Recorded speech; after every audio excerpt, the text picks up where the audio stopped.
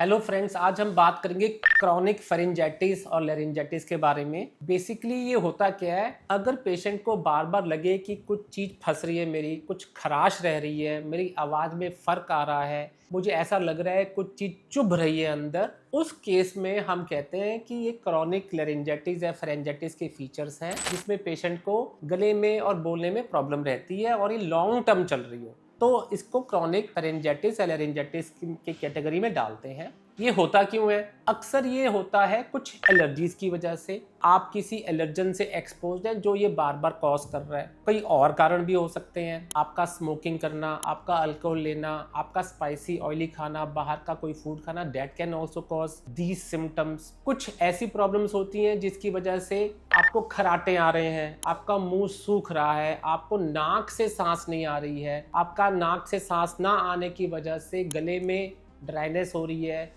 सीधा ही जो पॉल्यूशन है या एलर्जीज़ हैं वो सीधा अंदर तंग कर रही हैं। उस केस में भी ये बार बार खराश रहना, कुछ फंसा हुआ महसूस करना, कुछ साइनसिस की वजह से हो जाता है, अंदर पोस्ट नेजल ड्रिपिंग हो रही होती है, कुछ ना कुछ गिर रहा होता है बार बार जो आपके गले को तंग करता है, आप बार बार खराश करते हैं, निकालने की कोशिश करते हैं। आपके खाने पीने की वजह से आपको एसिडिटी ज़्यादा होती है, वो जो रिफ्लक्स होता है, जो एसिड होता है, वो एसिड आपको यहाँ पर आके कुछ ना कुछ इरिटेट कर रहा है, कुछ ना कुछ जला रहा है, कुछ प्रॉब्लम क्रिएट कर रहा है, जिसकी वजह से आपको दोबारा ये बार बार खराश करनी पड़ रही है। कुछ और कारण भी हो सकते हैं, देयर मल्टीपल रीजंस जो कॉमन है मैंने आपको बताए हैं। और कॉमन इन रीजंस को कैसे ठीक कर सकते हैं? अगर आपको एलर्जी है तो डेफिनेटली आप उस एलर्जन से बचिए, उस पॉल्यूशन से बचिए, उस हवा से बचिए। कुछ खाने पीने से तकलीफ आ रही है, you should avoid that particular food also. Sinus की प्रॉब्लम आती है, आपको लग रहा है कि नाक से साइनस में प्रॉब्लम चल रही है,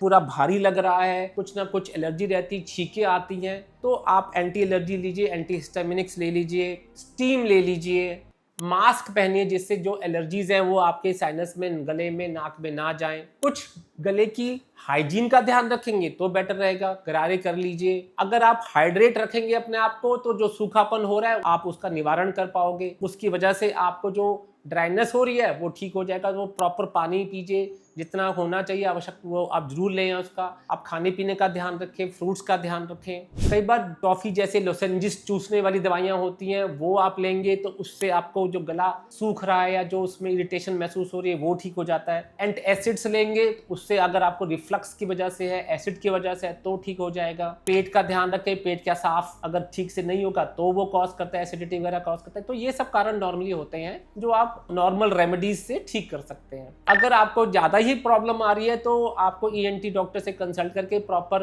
एंटीबायोटिक लेनी पड़ सकती है, एंटी हिस्टामिनिक लेनी पड़ सकती है, एंटी एलर्जीज लेनी पड़ सकती हैं, लोसेंजिस के साथ कुछ और दवाइयां भी देते हैं डॉक्टर्स, तो वो आपको लेनी पड़ सकती है। फाइनली कब सर्जिकल ट्रीटमेंट होना चाहिए इस बारे में एक अलग से डिस्कस करेंगे टॉपिक कि कब आपको इसका सर्जिकल रेमेडी लेना चाहिए। तो नेक्स्ट वीडियो में हम इसके बारे में आपको जरूर बताएंगे।